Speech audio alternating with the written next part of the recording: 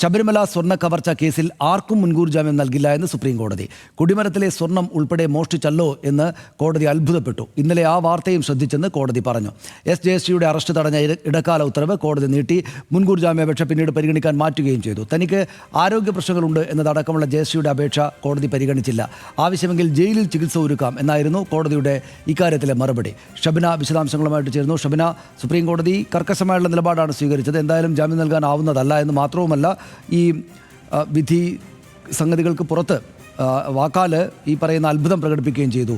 ഈ കൊടിമരത്തിലെ സ്വർണം പോലും മോഷ്ടിച്ചല്ലോ എന്ന അത്തരത്തിലുള്ള അത്ഭുതം പ്രകടനം കൂടെ കോടതിയുടെ ഭാഗത്തുണ്ടായി. ഇന്നിപ്പോൾ എന്തൊക്കെ കാര്യങ്ങളാണ് അവിടെ അതുമായി ബന്ധപ്പെട്ട് മറ്റു കാര്യങ്ങളുണ്ടായത്?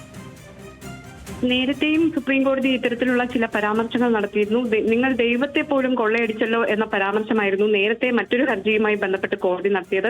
ഇന്നിപ്പോൾ ഈ കൊടിമരത്തിലെ സ്വർണം വരെ മോഷ്ടിച്ചു എന്ന രീതിയിലുള്ള പരാമർശം നടത്തി.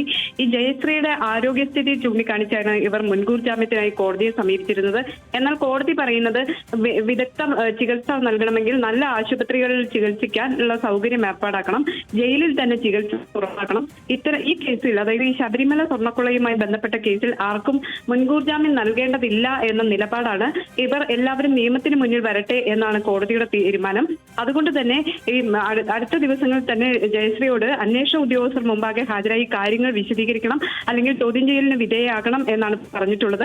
ഏതായാലും ഈ മുൻകൂർ ജാമ്യാപേക്ഷ പിന്നീട് പരിഗണിക്കാനായി കോടതി മാറ്റിയിട്ടുണ്ട്. പക്ഷേ ഇതിൽ മുൻകൂർ ജാമ്യം നൽകേണ്ടതില്ല എന്ന ഒരു നിലപാടാണ് കോടതി ഇപ്പോൾ സ്വീകരിച്ചിട്ടുള്ളത്.